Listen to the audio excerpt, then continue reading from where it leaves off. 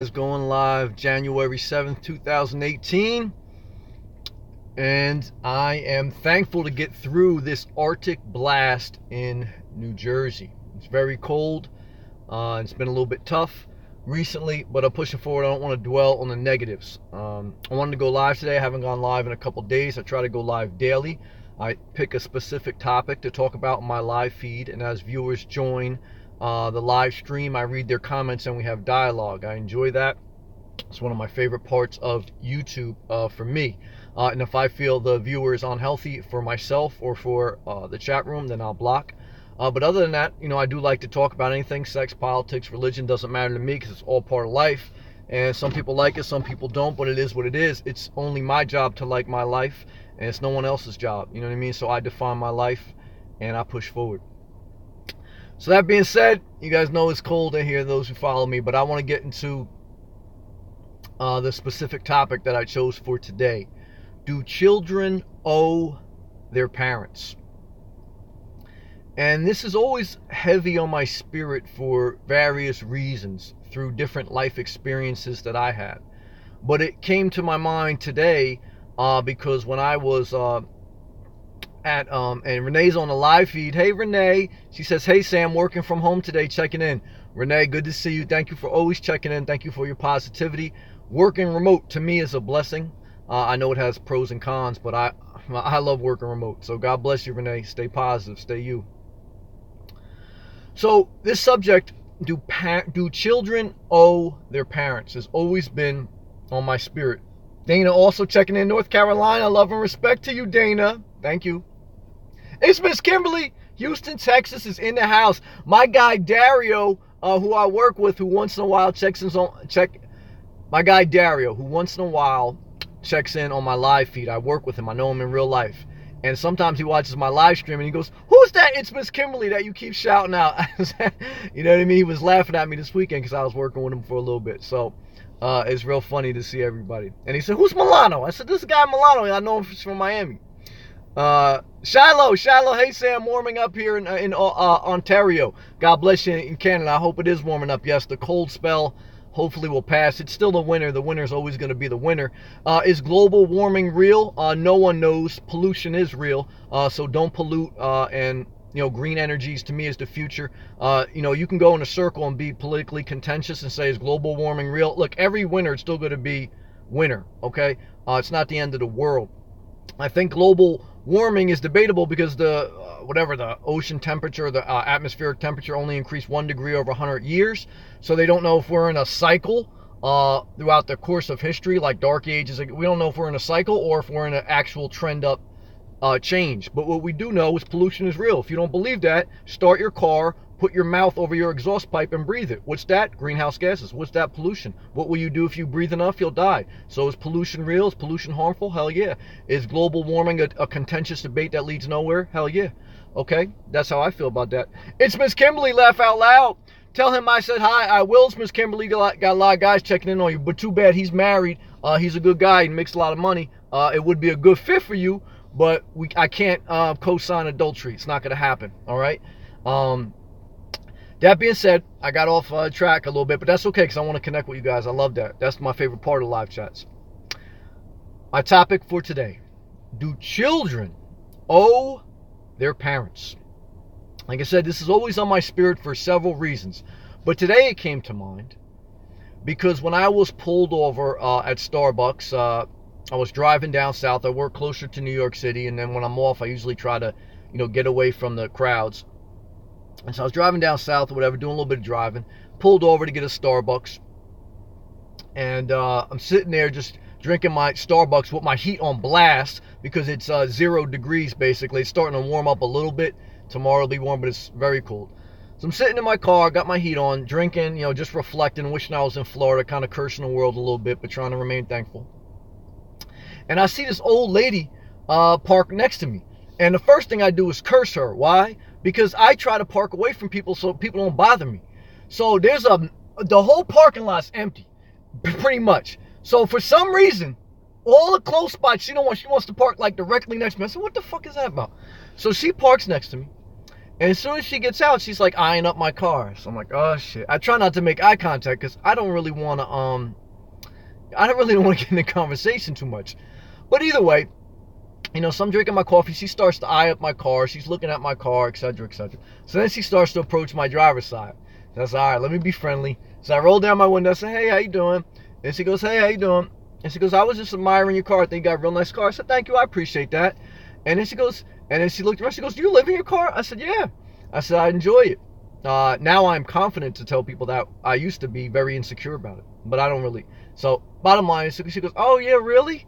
She goes, well, where do you shower and stuff? I told her, gym. And then this older lady, she goes, well, I'm 69. She goes, you know what? I actually thought about that. I actually thought about selling my house and living some type of mobile lifestyle. She said that recently her husband had died, and she has an acre worth of property and a big house or whatever, and she really doesn't want it anymore, and she wants to live simple. So initially, when she looked at me, she said, do you live in your car? It's like a little bit like a look of judgment. But I think she was asking me, because you don't ask somebody that unless you want to talk about it. She asked me kind of because I think she wanted to do it, and she was going to wonder if I was confident enough to say yes. So I said yes, and she goes, oh, I really would want to do that. But there was two things that were bothering her. The first thing was she was very bitter. Now, obviously, as you get older in life, you tend to get a little bit bitter. Why? Because you lose. You lose people you love. You lose your health. You lose the time you have left in this world. And some people cling on to that. And so she said she just lost her husband. She was left with a big house. And this was her first Christmas that her kids did not come visit her. She was very distraught about that.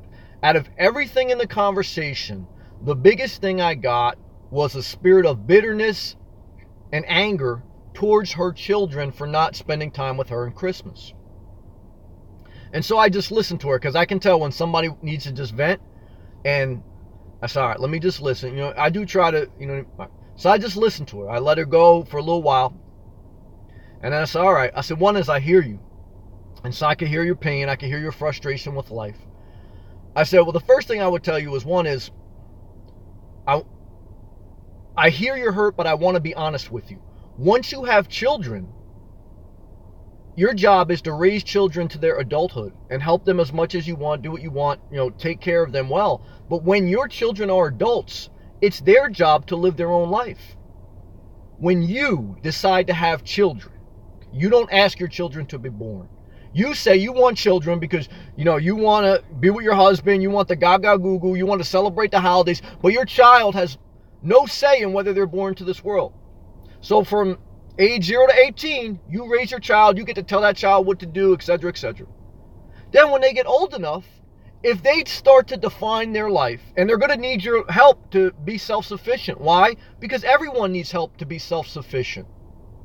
So just because your children, maybe at the age of 18 or whatever, they need your help to be self-sufficient, that doesn't mean they owe you their soul if you help them. Why? Because chances are your parents helped you. It's just a cycle.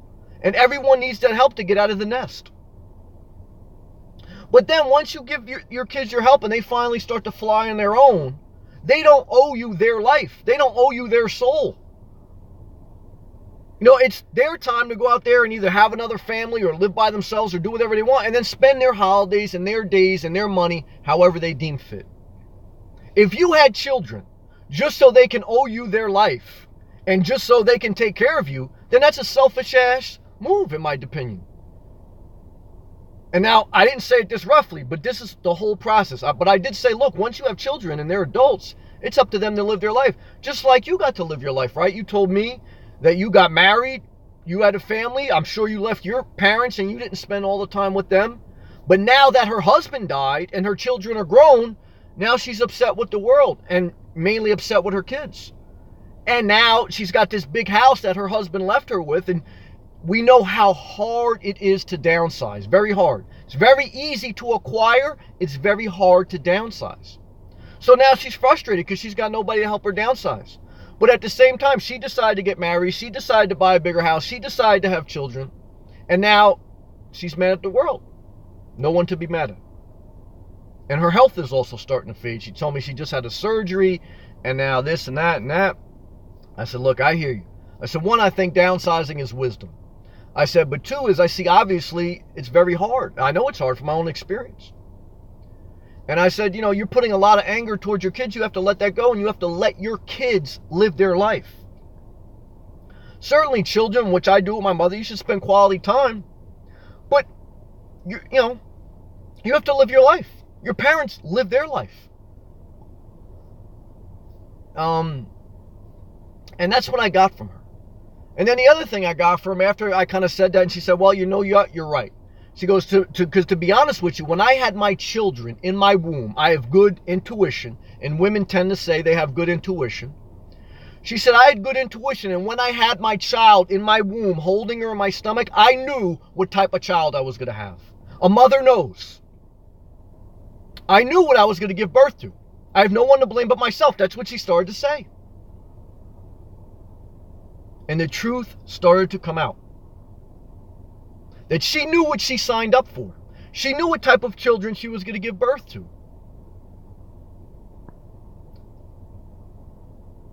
But yet she was starting to hold on to resentment for her children being who she knew they were going to be. You know in life what you're about to do, what you're about to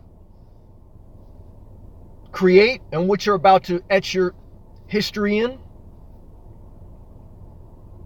And so after she started to say she basically knew what she was signing up for, and she said that she should have never got married and should have never had children. So a lot of people out there will only tell you the positive. I've met several, and maybe even the majority of people who say that they wish they never got married and never had children. Now, in front of everybody, they'll say, marriage and kids are the best thing I ever did. Most people don't. That's not true. It's not true. That's why most people have been divorced many times. Most people, their kids don't talk to them. On average, what I've seen in my personal life experience, people who are honest, not in front of a big crowd, because in a big crowd, you're never supposed to say you regret having your children, you regret getting married. But most people, in my experience, regret having children and regret getting married. When they're way older in life. Not after they first have their kid and it's gaga goo goo. When their kids are empty nesters and their kids don't want to talk to them anymore and their spouse is dying or their spouse is a burden, they don't want any of that shit anymore. And now everyone owes them. Their children owe them this gratitude. They owe them their soul. They owe them their life. Not true. Not true. And they know that. And that's what she started to say. And then the final part that she said that came out in the conversation was when she started to talk about her health problems. She was 69. As she starts to age, the average life expectancy is 78 in America. So she got, on average, 10 more years left of her life. She almost lost her vision. She had to get surgery. And she was in great shape. Not overweight. Looked like she'd take great care of herself. Had her makeup on. Great shape. And she said, let me tell you this. 69, I'm struggling with different health things. One thing I will tell you, she was talking to me now. You do have to take advantage of life when you're young. Because once you get old, you can't do the same things. And what she was telling me was, you're doing the right thing. Because even though she wanted to downsize her life and live a simple, she knows it'll never happen. By the time she sells everything, it'll never be. And she knows that. And she had a level of regret when she was telling me this. I want to be very clear. You have to live with urgency.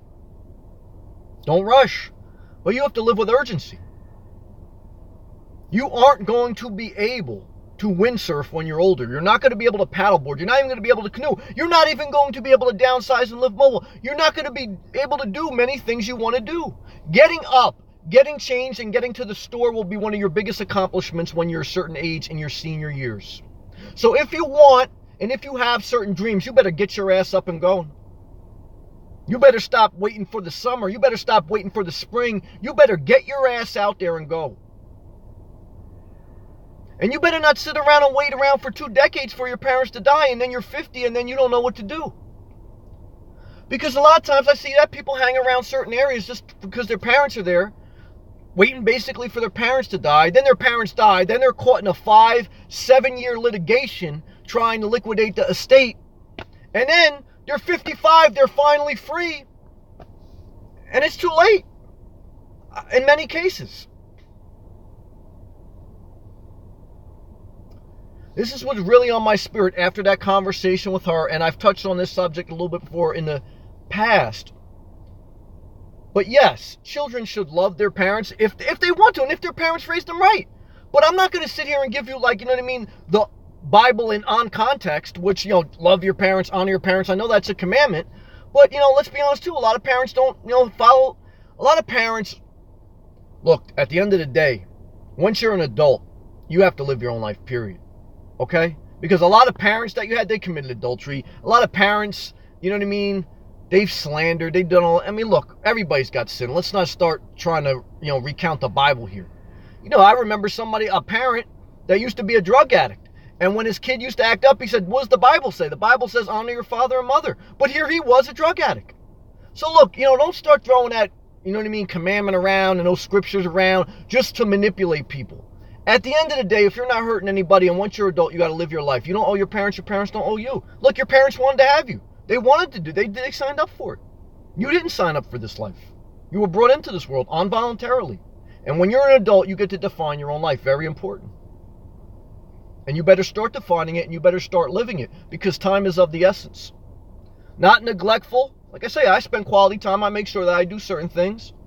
But I also make sure I live my life because I see some of my siblings that stick around and it's misery loves company and it's tit for tat and it's no one's happy when you're living someone else's life.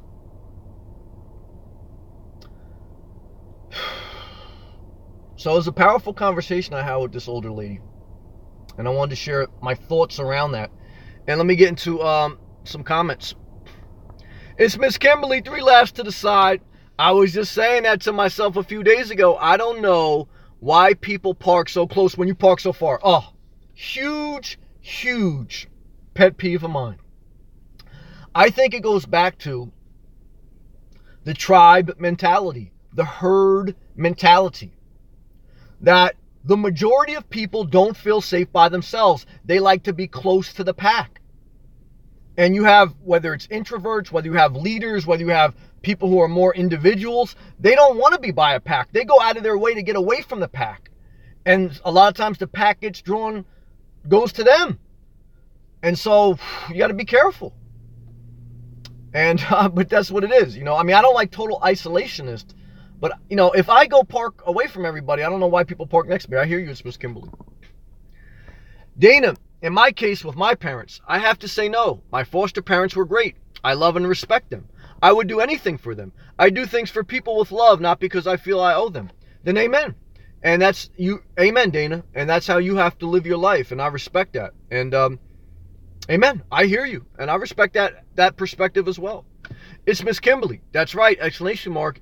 You said the right thing. Amen. Thank you, Miss Kimberly. Yeah, I mean, that's what my life is. That's my life experience. And that's what I saw her. You know, she was holding on very bitterly. And I told her she's got to let go. And she's going, that's what my psychiatrist says. I got to let go. So it's not easy. It's a daily discipline. Just like you have to wake up every day and walk. You have to wake up every day and exercise. You have to wake up every day and eat the right things. I mean, these are daily disciplines. So she was like, I know, I got to let go. But she didn't want to do it. You know, just like many people, I know I got to eat better, but they don't want to do it. You know, life and living a better quality life is really not a great big mystery. It's really daily small habits, mental health, physical health, emotional health, these habits that you have to practice. And then you have to live it with the urgency. That's how you live a better quality life. Do you live a perfect life? No. Is everyone different? Just like Dana's sharing, everybody's different. Everyone has different life experiences. And so, but you have to define your own life. And whatever your life experiences is, you shouldn't end up like that woman. That woman was bitter. I don't care what your life experience. If you're bitter, something's not right. And she wasn't happy. Now, to be fair too, as you get older, the Bible, everything, you know, there's going to be some dark days. Let's not lie about it either. As you get older, no matter how well you take care of yourself, no matter how well you are, your body deteriorates. And you're going to, you know, it's not going to be pleasant sometimes. So you better get busy living responsibly, but you better get busy living, period. It's Miss Kimberly. Family will make you feel guilty. Sure they will. For doing things you want to do that will make you, all caps, happy. That's right. Guilt trip is number one sign of manipulation. You know I say that and agree with that. Good job, it's Miss Kimberly. Sailing John. Hey, Sam, how's it going? Pushing forward here. Well, Sailing John, I'm glad to hear that because it's the frozen tundra. Sailing John said his boat may be cracking because basically the inlet and different waterways in New Jersey are basically a sheet of ice because of the extreme record-breaking temperatures here in New Jersey as I make this video. But I like that Sailing John's pushing forward. He's looking forward to going down to Florida and never coming back. I want to throw up. This weather makes you want to throw up. Now I know a lot of people go to Florida and they say they miss up north. You don't miss up north in the winter. You throw up over here. Let me tell you something. To not even be able to go outside and walk, not even be able to go outside and go to the store because you'll slip and fall. You can't breathe the cold air. It's horrible. What people miss is the memories of their youth. And what people miss is they always imagine things better than what they were. Believe me, you're not missing anything. I'm thankful, for New Jersey. I'm thankful for the area. But, it's nice in the summer, but you're not missing anything. You're not. And people think they're missing something. You're not missing shit. Renee says, I don't regret having my son. I do regret getting married twice, but divorce is a blessing sometimes. And she gave the smile emoji. I told my son to live his life, but check in sometimes. Laugh out. Good job, Renee. Good comment. Good comment, Renee. Thank you. That's a good comment. Way to be honest. Thank you, Renee. Dana, I live by the saying, live and let live and do not harm. Amen, Dana. Me and you live on the same saying, basically. Love and respect to North Carolina. Dana's here. It's Miss Kimberly. Some people regret having kids by a certain person. Oh, damn right.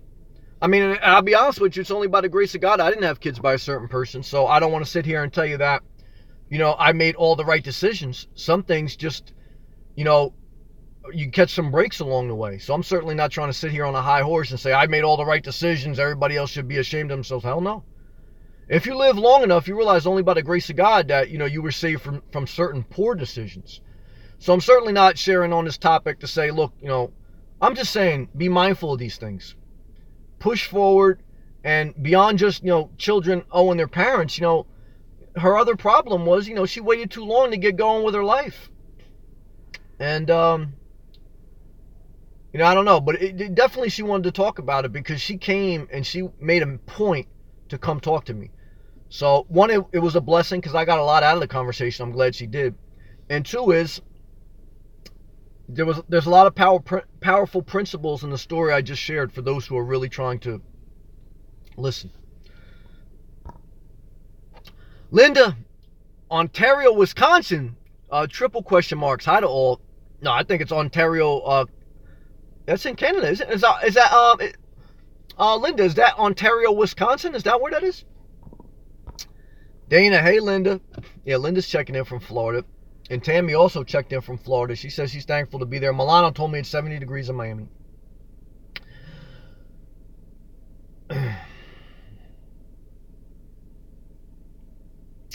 Owing your parents.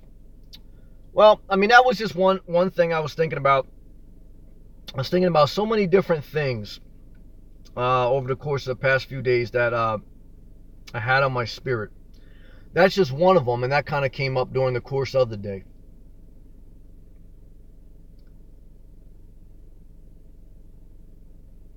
Philip checking in on live end. Hello, Philip. How are you, brother? I hope you're doing well. I hope you're doing well.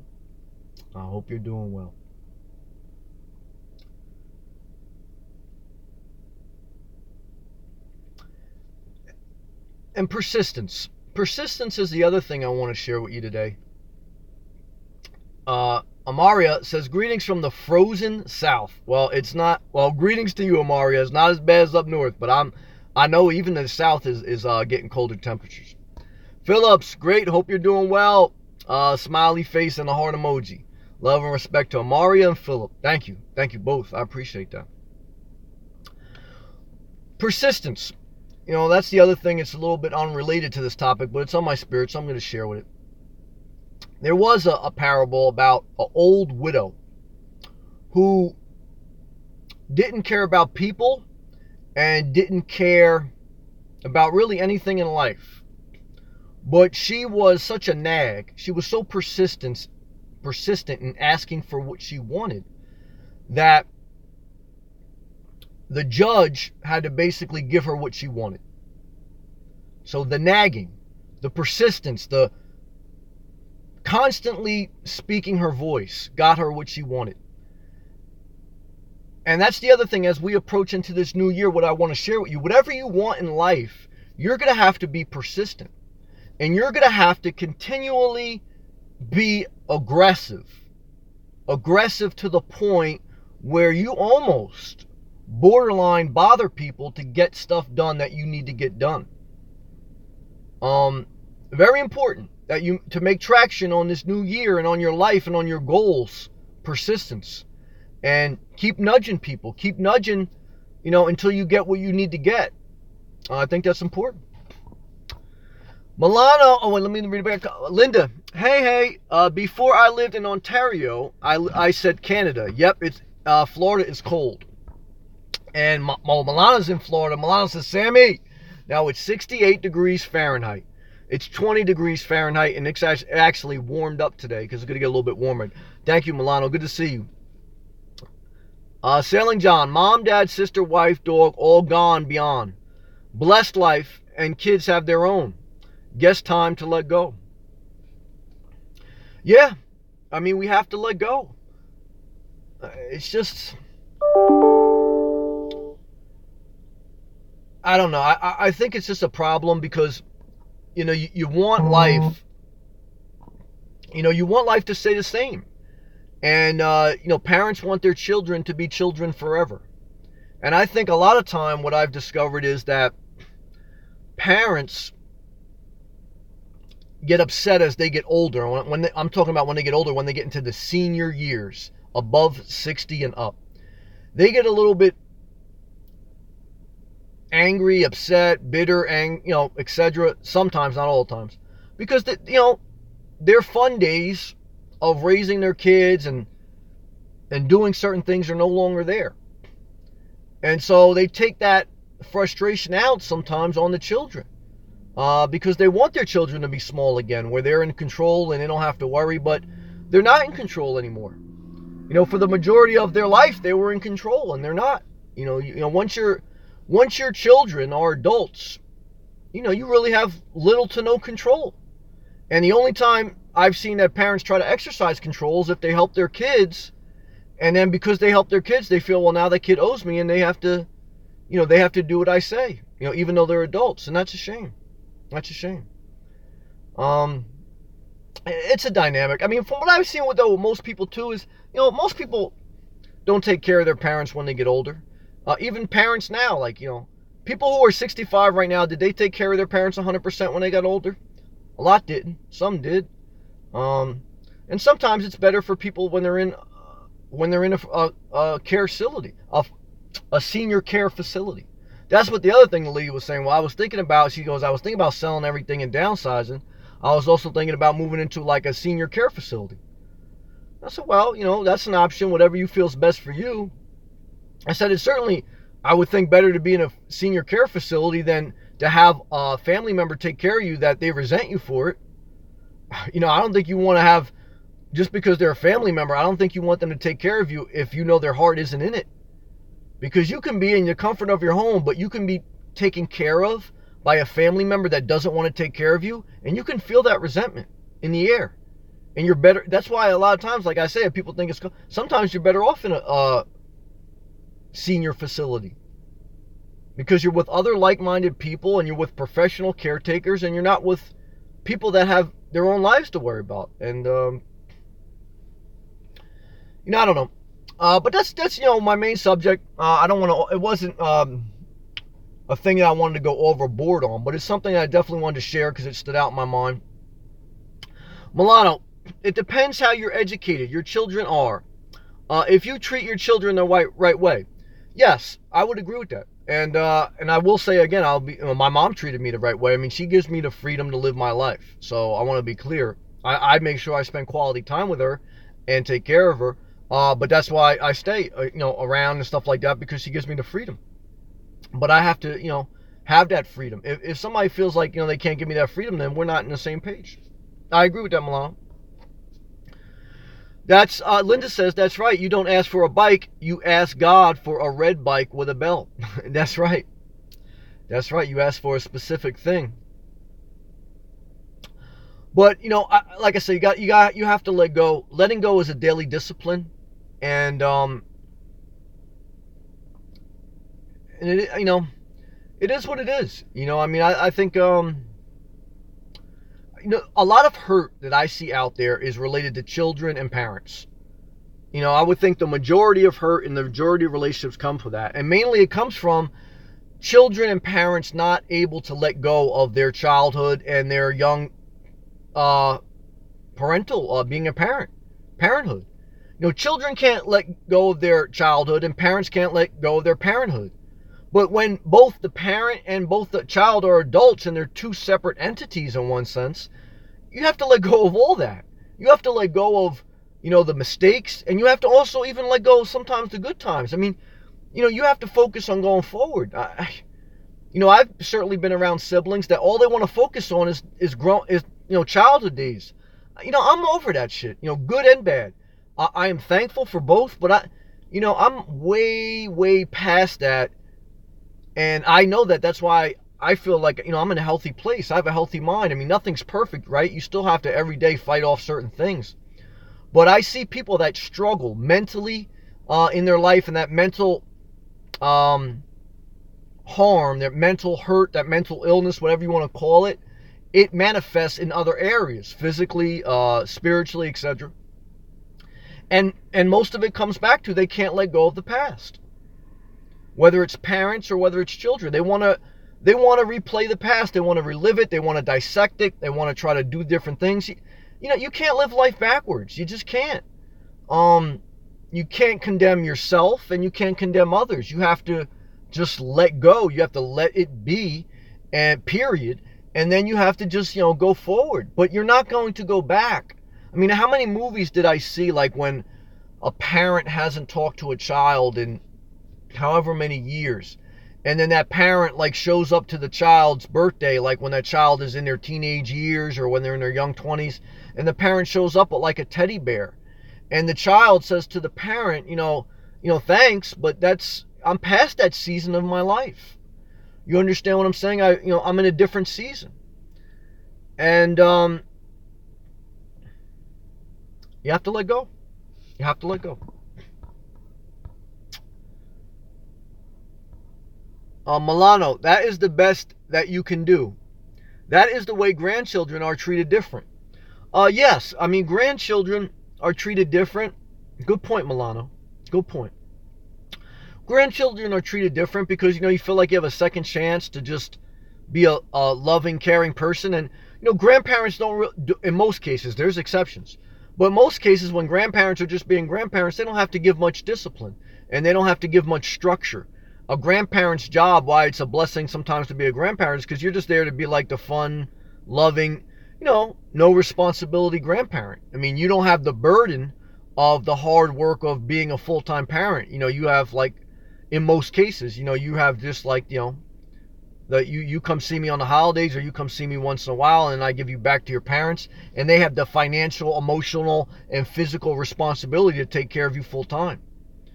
And so, it's like, a grandparent is like renting an RV on the weekend. You don't have all the responsibilities to make RV payments, to do the maintenance, to pay for campground fees. You're just renting that thing, and you're going to give it back after 3 days. So, you're going to just do whatever, and you're going to be happy. You're not going to be bitter, Linda says, my 33-year-old is moved out. I'm sorry, let me read this slowly. I apologize, Linda. Linda says, my 33-year-old is moved out of my life, is so much better. However, my 16 and 17-year-old is still in Wisconsin. No back. Amen, Linda. And I know you. Amen, Linda. Thank you for sharing. That's number one. I sincerely appreciate that. And I sincerely appreciate Linda hanging in there. I think Linda is stronger than many people realize. Because many times I make passionate videos. And it's never to be hurtful, but it's just to be me. But I understand how certain people can't take those videos and how they can be hurtful for people listening. especially when they're going through certain circumstances. But I give Linda a lot of credit because I know she's going through a lot of hurt in her life. I feel she's on the heal. I feel she's on the mend and she's growing and getting better. But I give her credit for hanging in there and not just, I give you credit, Linda, period. And you know your situation better than me, better than anyone. And thank you for sharing. Linda speaks for herself. I don't want to speak for Linda. Thank you for sharing. Milano, what your father or mother didn't do for you, they will do it for their grandchildren. I agree with that. I've seen that. That's true, Milano. Expended time. Well, that's the other thing, right? Good point, Milano. Milano make a good point. Because, grandparents, what they have is they have more time. When you're a parent, what you don't have is time. You're working a full-time job. You're doing all these different things, and it's hard, to raise children. My mom was gone many times when I was coming up because she had to work a couple jobs sometimes, especially after the divorce. And I know she told me when she had got older that she felt bad that she couldn't spend the amount of time. I said, Ma, one is I thought you spent a lot of time. I said, and two is, look, once you become an adult, you got to realize, parents are just regular people too. And, when I was young, when you're a young child, you think your parents have to be Superman and Superwoman. But when you get older, and probably when you have your own kids, and I didn't have to have my own kids to understand this. Once I got older and I started getting beat up by life, I had more compassion on my parents. I realized, look, they were just regular people trying to do the best they could. It's not easy being a parent. And then after that, then I decide if, they work for me in my life, if we're, on the same page. Philip says, my belief is that it should go both ways. I agree with that, Philip. Parents bring you into this world and raise you. But the other side of that coin is none of us asked to be here. Amen, Philip. We are forced. Amen. Both need to be respected. Great comment, Philip. Philip makes a great comment. But that's just me. No, Philip, that's me too. You just spoke wisdom, in my opinion. It's a two-way street. All relationships are a two-way street. And a two-way street means you give each person freedom and respect. And if there isn't freedom, if there's controlling, and if there isn't respect, if there's you're always going to be a child, and once two people are adults, they have to respect and give each other freedom to be themselves. And just because you are blood related does not mean that you're going to get along. Just because you're blood related does not mean that you have to stay next to that person for the rest of your life. It doesn't. I don't know where that came from, that, just because, you're physically related to somebody that you have to be by their side to the day they, it's not true. I know a lot of people get upset with that because I know a lot of people say family is everything, but I disagree with that, my opinion. I think family is, people that you're free and that you feel mutually respected around. There's no games being played. And, you give people space to be them and you be you. And there's no owing. If you feel like you have to owe someone something, it's just never going to be, it's never going to be good. It's never going to be free. It's always going to be, it's just going to be a spirit of control, period. And it's not healthy. Not healthy. All right. That being said, what else is going on in your guys' life? How was the new year going? What else is going on? Etc. Linda says, thank you. Glad to be part of your family. Thank you, Linda. I have 5 kids, she says. 33-year-old boy just moved out. 30-year-old girl in Colorado. Girl 27, Lower Colorado. 17 and 16, very painful. They were in Wisconsin. Well, amen. That's a journey, Linda. That's a journey, and that's a lot of different relationships. I'm trying to digest that, because that's what you have to do. You have to digest that. That's those different children and how you just broke that down. There's what I just sense from that comment is there's so many different unique parts, right? Because not every child is the same. So if not every child is the same, every relationship with your child is not going to be the same. It's going to be different. And so like you said, there's certain ones that bring a little bit more pain for whatever reasons, and certain ones that don't. Every person is different. Every experience is different. And thank you for sharing. Philip, Blood makes you related. Love makes you family. That's right. I agree with that. I agree with that, Philip. Milano, I see parents working a lot and they never expend time with their children. That is a good reason for children not getting supervision. All drugs, drinking, etc. That's a good point, Milano. I mean, I heard that. My mom, I think, even said that recently. She goes, she saw, I don't know what it was, at Christmas time or something. She was telling me, like somebody being in financial hardship, and she'd go, now the parents have to work extra time and they're not going to be able to spend time with the kids. So definitely living below your means is part of that equation, like we always talk about. But it's tough. I mean, I don't know. There's no easy answer there, but I definitely think, yeah, parents not having the time to spend with their children could be hurtful. And I've heard men say that, oh, that's what's wrong with society. Women should have never went into the workforce. I've heard people say that. And, but part of that problem is it's just a one-way street. And, of course, that's an old mindset, but that used to be very relevant. And that's what they used to say, that, that's what kind of like was the destruction of family. But I don't see that at all. I mean,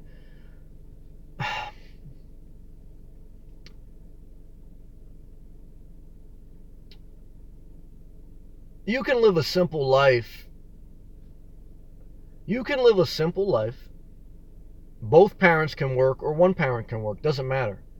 If you live below your means and if you don't have too many children, you should be able to have the amount of time. But like we've talked about many times on this channel, a lot of times it's not done in that order. A lot of times what it is people get so far behind the 8-ball financially that once you get so far behind the 8-ball, both parents have to work. And even if both parents didn't have to work, a lot of times both parents want to work. You understand what I'm saying? So it's not healthy that one parent should have to stay home if that parent wants to work. I mean, it's not right. But then like I say, you have to honestly ask yourself, once you start to want to have children, are you willing to understand you got to deal with a lot of, not having too many children could be irresponsible, because there's only so much you can take as a person. So, I mean, it's a whole complex, many-layer question.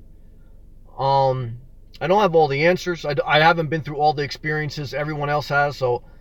But when this lady spoke to me today, and through the different conversations I have with people in my journey of life, this is a very real thing.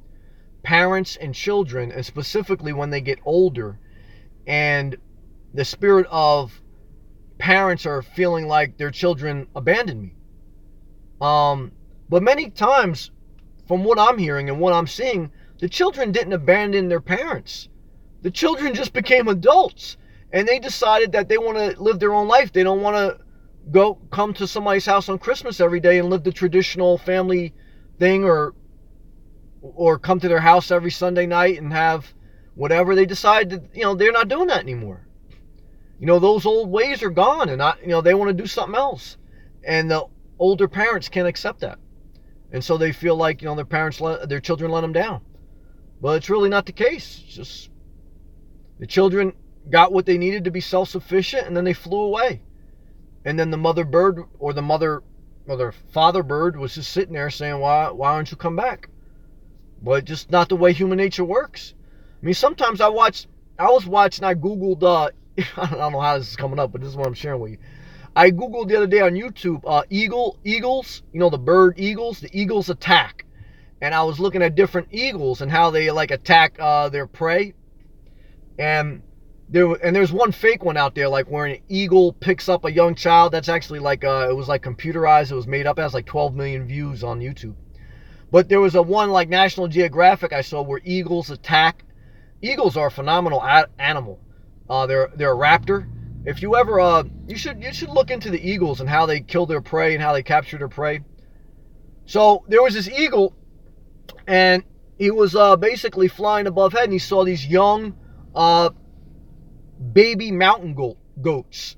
So the eagle was circling above head, and he saw these young baby mountain goats, and the mother, had went away, I guess, to get food or something, and the eagle was circling, and the eagle landed, and he picked up one of these baby goats, And it was amazing to see him pick him up, and he just like flew away with it. And you could see the mother racing after the eagle to like try to like protect their young, but it was too late. That eagle flew away. And then what the eagle does is sometimes they drop their prey, they kill it, and then they peck at it, and that's how they eat. It's amazing.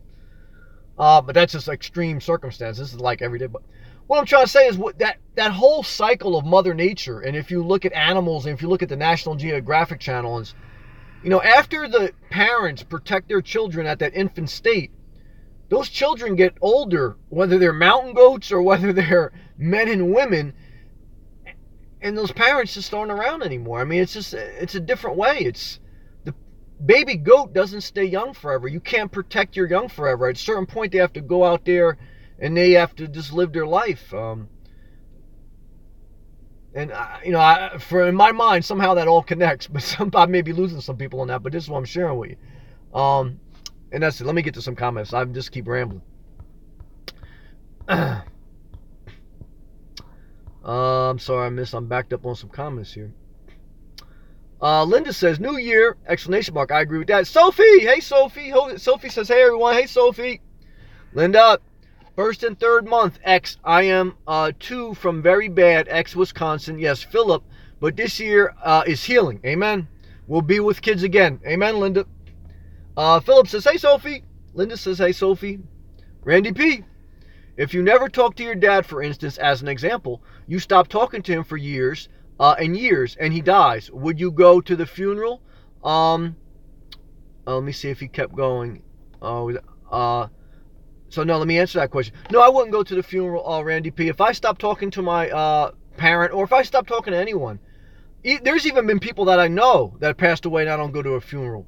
To me, a funeral and the way we bury people in the world is very obsolete. I mean, I know people that would go to other people's funeral, and it's a complete show. So one is, I don't think you have to go to a funeral to you to honor that person. I mean, so that's just my opinion. I'm not speaking ill about anybody who wants to do it. Just like going to a gravesite every week just to honor somebody is not necessarily show you that you're any different than anyone else. But for me, once a relationship ends, there's a funeral for me. So once I no longer speak to someone and I've decided that I've tried, or for whatever reason, that this relationship is over, whether it's a father, whether it's a parent, whether it's a lover, whether it's a friend, once I decide that a relationship's over, there's a funeral in my mind, in my spirit. And what I do is, in my mind, in my spirit, even if other people can't understand it, I thank God for all the good they added to my life, and I let go of all the bad, and then I just let go of them completely, and I move forward. And I understand the same thing with other people. Like, I don't look upon anyone else and say, you owe me something. I understand that at any time, people that can just say, look, Sam, you're no longer for me, and they go do their thing, and I'm okay with that. That's freedom. I mean, so for me, I for that example, Philip, good question. I wouldn't go, and I wouldn't feel bad about it. If somebody wants to go, that's their personal decision. I'm certainly not going to tell you how to live, but that's my thought process on it. Good question. Philip, at Linda. I hope things get better for you. That's nice, Philip. Thank you, brother. Milano, usually you older brother act and protect his brothers, but that doesn't happen all the time. Eagles are strong. That's right. Eagles are very strong. Yeah, sibling thing is all relative to the age, etc., etc. But even when siblings get very old, they grow apart too. Because when siblings are young and they're somewhat close of age, I mean, they have close-knitted relationships and they are protective and they're growing. But once children, get very old, in many cases, not all, I mean, the siblings go on and they live their own life too, and they should. I mean, just because you're siblings, does that mean you have to live, within 30 miles your whole life? Does that mean that you have to, it doesn't. If you want to, there's nothing wrong with that. It's just,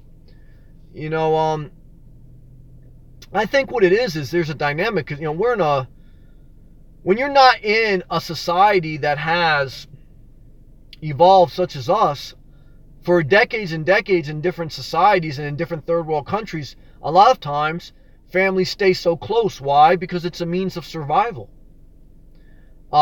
It's like people have mentioned before, it's a tribe mentality that to survive, we need to be in a pack.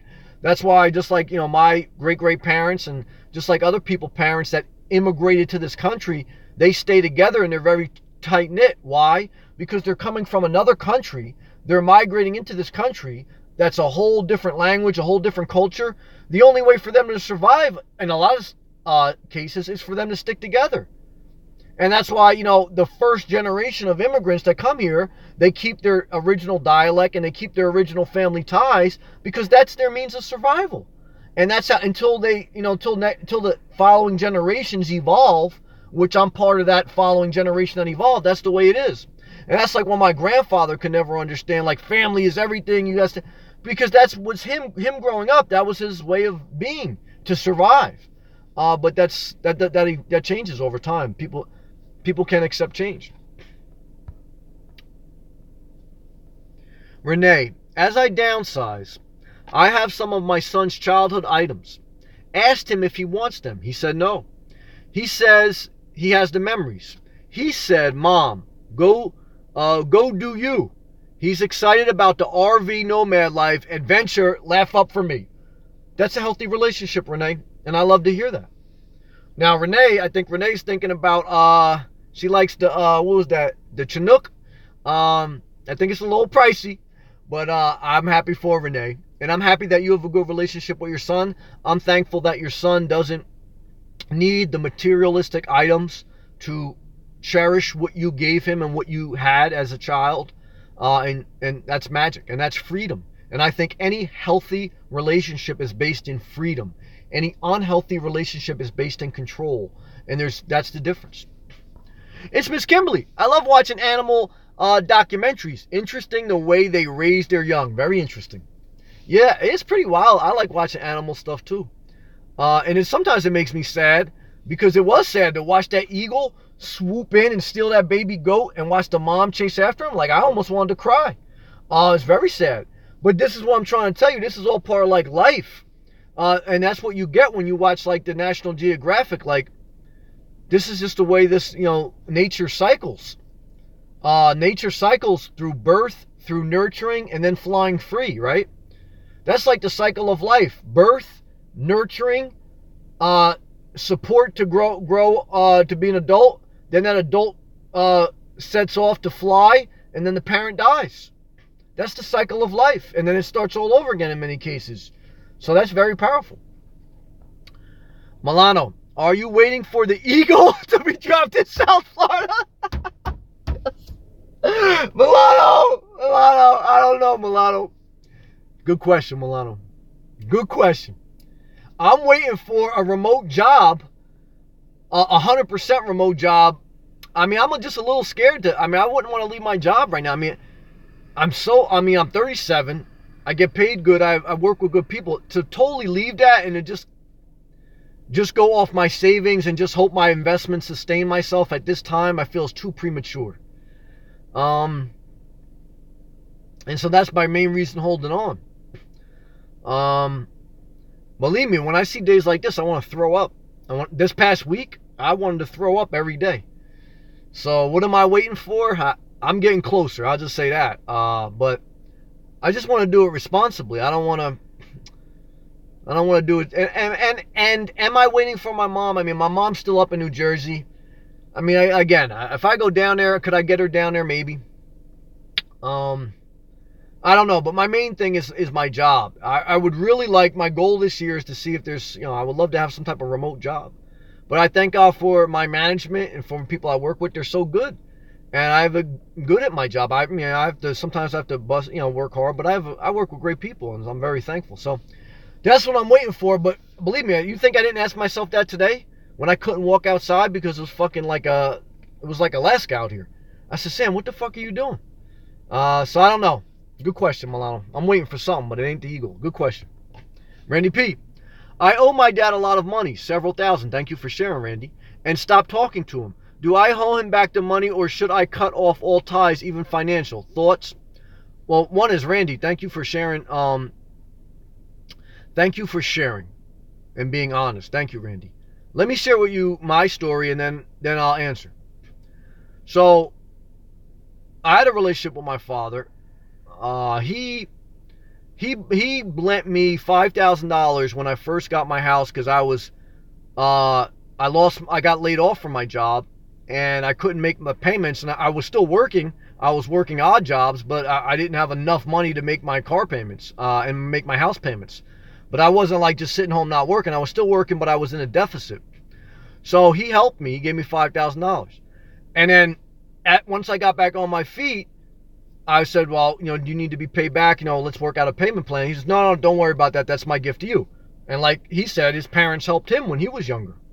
And you'll find that most children have been helped by their parents. Not all, but most children have in some form. So a lot of times, don't let people lead you astray. So then, we kind of put it behind us because he basically said, look, I'm going to help you here. You don't have to pay me back. He goes, and my parents helped me, and let's just let it be. So then 10 years went by, 15 years, and then we got into an argument. He didn't like my change of lifestyle, living mobile. And, I was like, well, if you don't like it, there's nothing I can do about it. I have to live my life. You lived your life. You decide you want to get married. You decide you want to have children. You decide you want to get divorced. You decide all these things for your life. I get to decide my life. And so, like, when I told him, basically, look, I'm going to decide my own life, he goes, well, if that's your attitude, then give me back the money you owe me. And I said, what money? And he goes, the $5,000 I gave you when you were unemployed. Once he said that, I said, okay, you know what?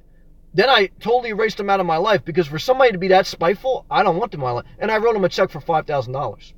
So I paid him back. Now, that being said, my mom also, to give you the opposite example, my mom also helped me in my life to put a down payment on my house. And I didn't fully repay her. And she said, Sam, you don't have to give me all back. So she was gracious, and she never held it over my head.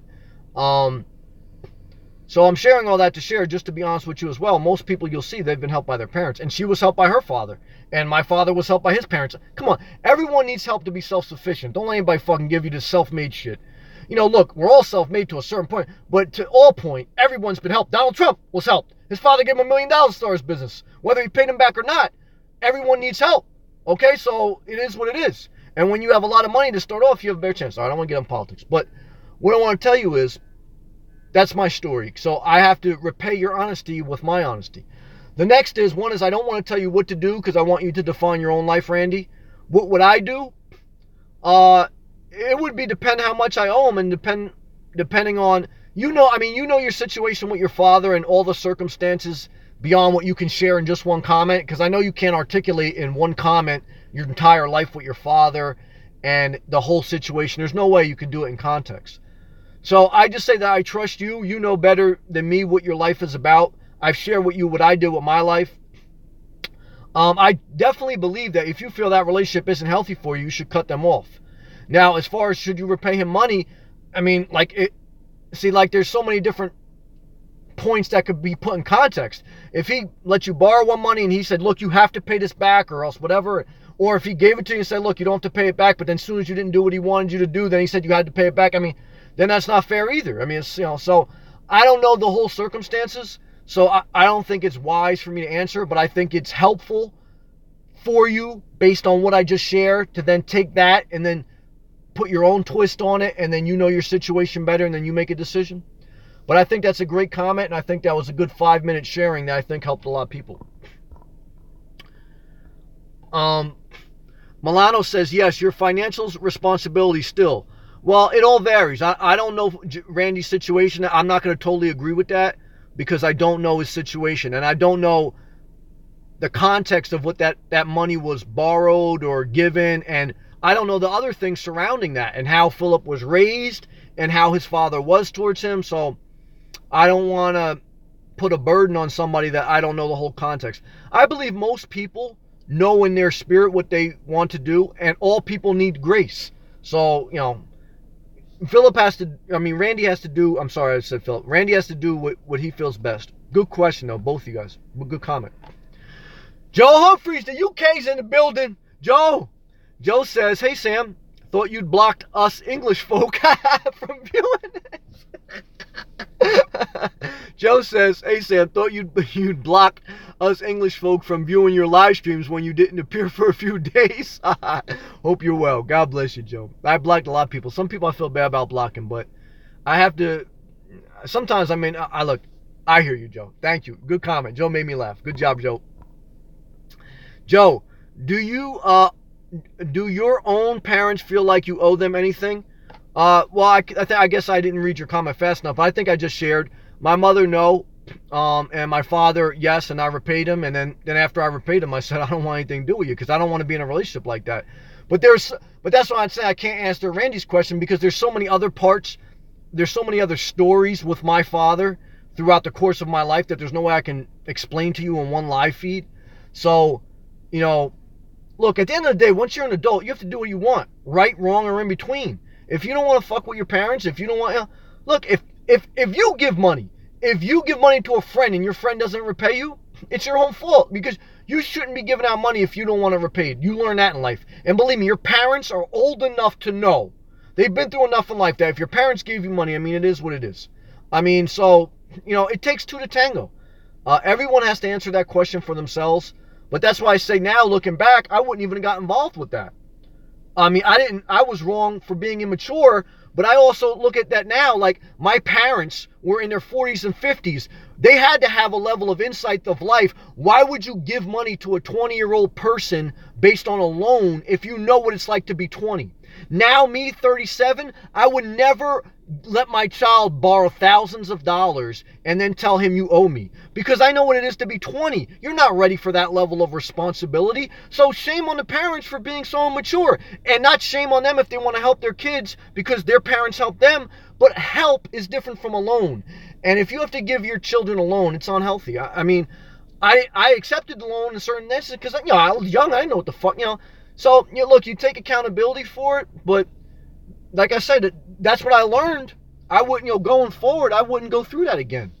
To be honest, the best thing a parent can do is just teach your child, you live below your means, and, that's it.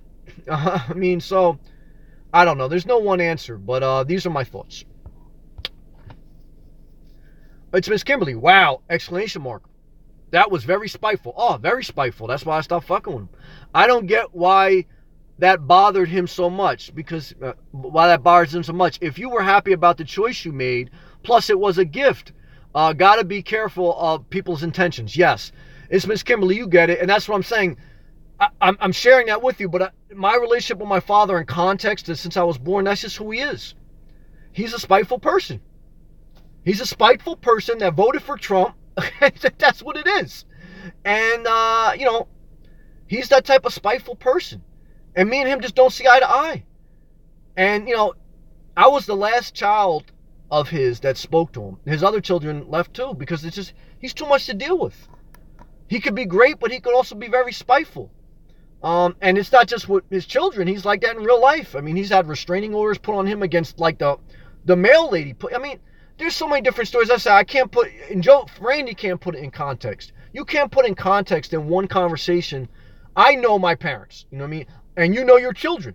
And you know what I mean? And just like that lady today, when she was sharing with me, she said that she knew what type of child she was giving birth to when she was in the womb. And that's then when she said that, she could, I understand. It was my own fault. Look, you know what it is. So, it is what it is. American writer.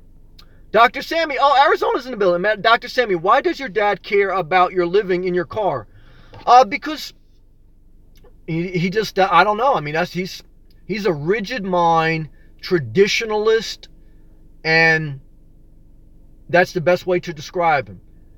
And that's why I told him, that's why I felt confident cutting him off, because I treated him with a lot of respect. I mean, like I say, I mean, I'm not perfect, but I know I'm a good person. I mean, nobody's good as far as like what Jesus said, but I know I'm a decent, I know I treat people right. I know I treat my father right.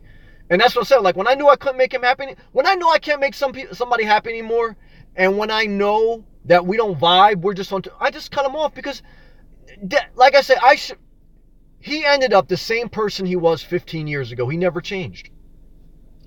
And bottom line is, he's a rigid mind traditionalist.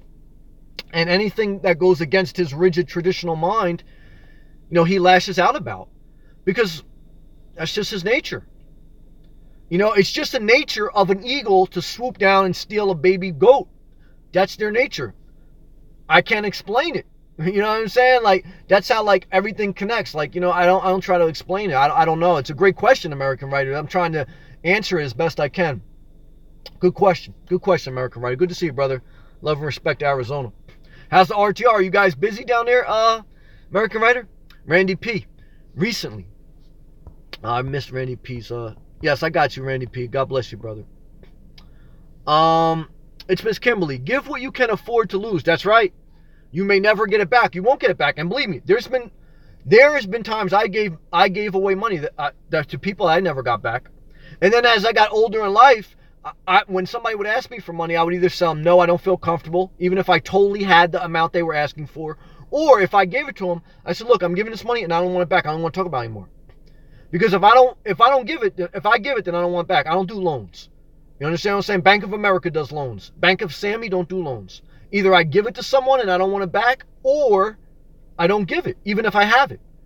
I've done both. I've given and I never asked for it back, and I told them, I don't want you to give it back to me. And I've had people ask it, and I have plenty of money, but I didn't want to give it. But that came with maturity and learning. And that's what I'm saying. Like, you know, once you get into your 30s and late 20s, you start to mature. For a parent to be 40 and 50 and to give several $1,000s to their 20-year-old, 19-year-old child, and then to wonder, like, you know, that's like irresponsible. You understand? I mean, like, and expecting it back and all that, I mean, it's bullshit. Because kids are kids. Immaturity is immaturity. You have to learn and grow through life. But this is all part of life, you know what I mean? Randy P, thanks for the advice. Thank you for sharing that, Randy. That's a great topic. That's what I mean. These live sessions aren't magical without the dialogue. I mean, I could sit here and tell you the story about the girl and the lady in the parking lot, but that only lasts for 20 minutes. These comments is what makes it real, and I appreciate that. Randy, I think I will cut him off. I'm not mad at you. I want you to do whatever's best for you. And I want you to let go, whatever you have to do. And I respect and love to you. It's Miss Kimberly, 3 laugh ups. It's Miss Kimberly knows what it is. Randy P. Recently in news, someone won the $570 million Powerball. I think that was in Florida. If you won, would you still be living in your car, and how would your life change? That's a great question. That lightens the mood. Randy's hitting them hard tonight on the live comments. Good job, Randy. Good job, Randy. All right, so let's take that. One is, I think the person who hit the lottery was in Florida. I'm not sure, because one of the people that I work with texted me and said, Sam, did you just hit the lottery? I said, no, that wasn't me. So if I had hundreds of millions, then I know I never have to worry financially again.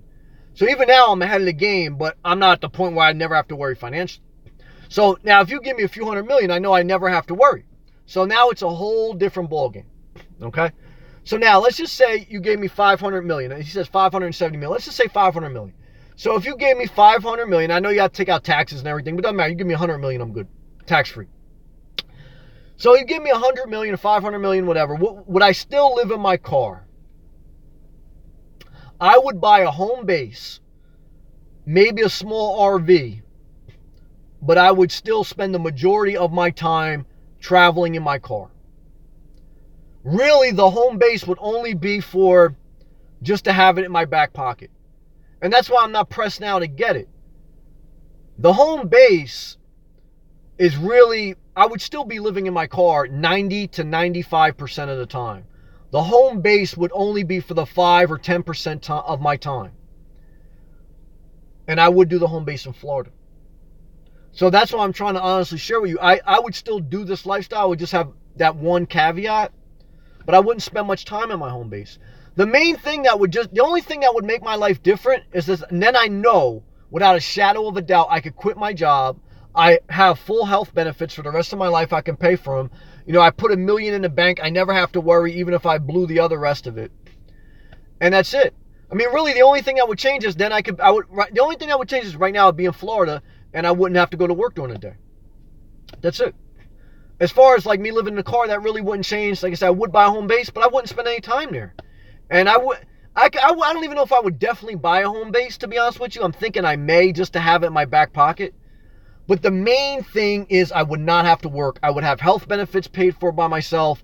I would be able to still do my investments without having to worry about if it's going to sustain. And I just have a certain amount of money making interest at a very small rate, but that would sustain my lifestyle. So for me, that's how it would change. Great question. How about you, Randy? What would you do? American writer, glad to see you survived the cold so far. It was 80 degrees there in Arizona. He says he's not at the RTR, but he's south of there. Yeah, I saw the nomadic fanatic video today where I guess they're all pretty much by the RTR, and then he took the airplane to where did he take it, to Utah to get his tooth fixed or something? So I saw that today. I was watching that, and I know a lot of people are making their way to RTR. American Writer, you're right. Don't give 20-somethings a loan. Yeah, it's just, you just got to remember, how were you at 20? And I thought, and I was very mature at 20. They always called me an old soul. But even when you're very mature, even when you're way past your years, you're still 20. You understand? And so you don't know how to manage money. You don't know how to manage money until you fuck up managing money. Any successful person will tell you that. You don't know how to do something until you really fuck it up. That's why they say make mistakes and make them young, so you can get past them. Interesting. Milano, would Judge Judy... Milano says, what Judge Judy has to say about it, laugh out loud. Well, Judge Judy, her kids probably don't talk to her. That's why she spends so much time doing that TV show. You understand what I'm saying? But that's a good question. Yeah, I used to like watching Judge Judy. Good comment, Milano. It's Miss Kimberly. Some people that hit the lottery are in terrible situations. Money doesn't always find happiness. Got to fix yourself first. Well, I totally agree with that. And that's why I always say living in your car won't change your life. Changing your life will change your life. So like I say, I've already done the hard work as far as my spiritual, physical, and emotional. Not that I'm done, but that I've changed my foundation. I've built on a good foundation. And even financially, I'm in good shape.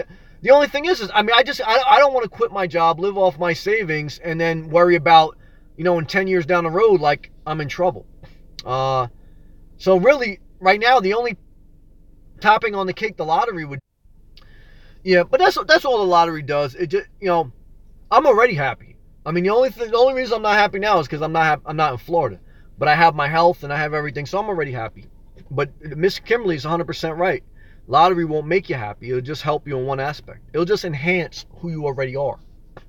Money doesn't change you. Money just enhances whoever you are. And I'm in a good zone right now, so money will just enhance that, give me more freedom. But it won't change who I am, you understand? So that's a great question, great comment. American Writer. American Writer says, I would live in hotels if I won the $570 million and drive a nice Class C RV. Amen. And I would tend to be on a similar mindset of American Writer. That I have definitely evolved my mind to the point where money, making a lot of money, I don't really have a lot of materialistic wants at this point. To American Writer's point, could you buy a nicer RV or a nicer rig? Yeah, that may be on the table. But, it's not like, I hear American Writer's spirit. He's not, that Class C is not really going to change his life. He already has a direction. It'll just give him the resources to totally let him be free. And I agree with American Writer on that. American Writer, just for fun, do you have a specific Class C that you're looking at?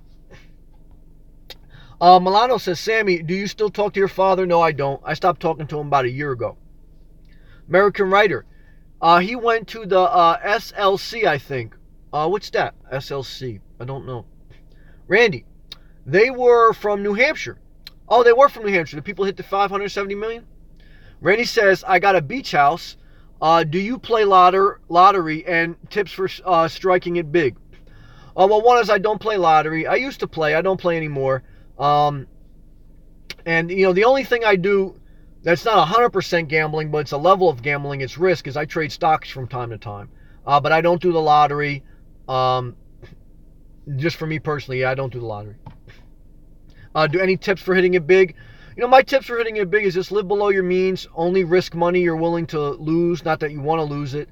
And that your bulk of your income for the majority of people is going to be coming from working, living below your means, and designing your life around what you want to do. So obviously, if you have kids and all that, it's a whole different story. But if it's just you,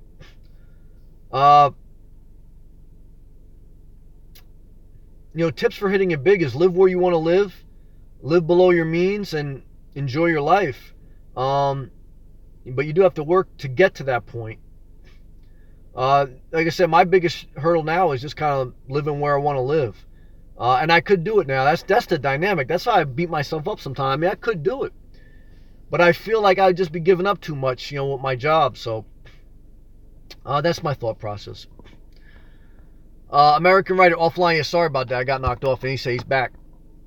American Writer. Yeah, I don't have a materialistic aspirations. Yeah, me and American Writer, me either. Now, at one time I did, so I'm very fair. I was very materialistic. I wanted a fancy car. I wanted fancy jewelry. I wanted to impress people. So that changes. I think that changes with a level of maturity. Maybe. And maybe it changes with once you come to know yourself better and what's really important to you and what sets you free. Oh, Tony Williams. Hey, Sam. Hey, Tony. How are you, brother? How you doing? American Writer. Oh, Salt Lake City. Thank you for explaining the abbreviation.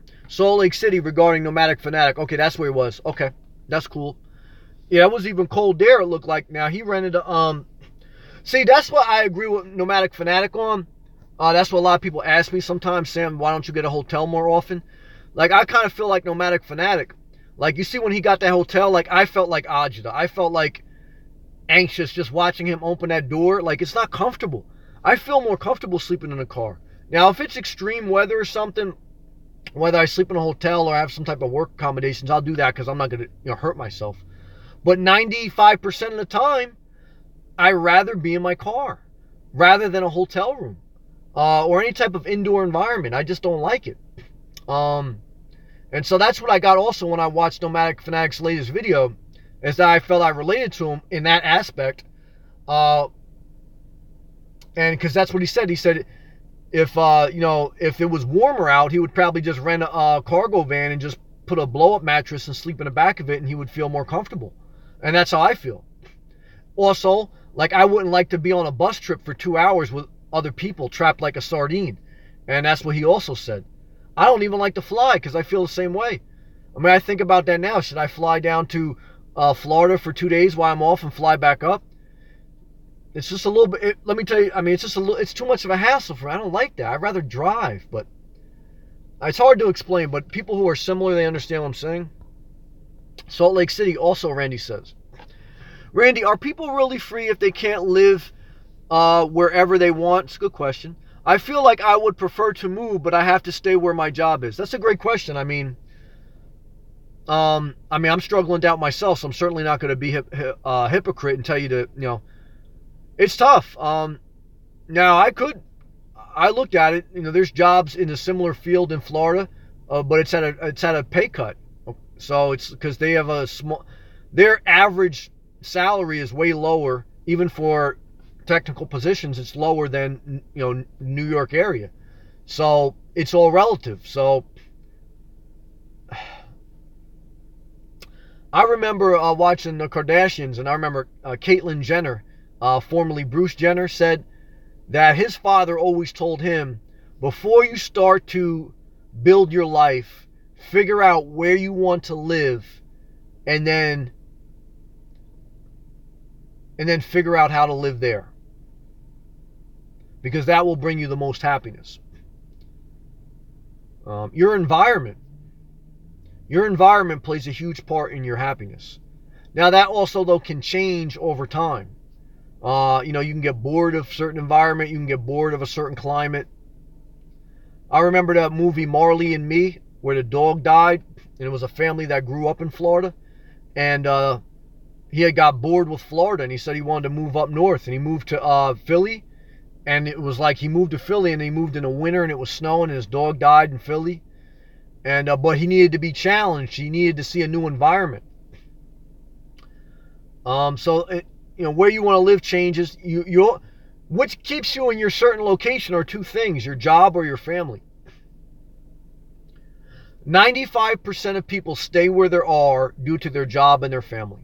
Very hard to break that cycle. I'm even struggling myself breaking it now, and I don't have much tying me down.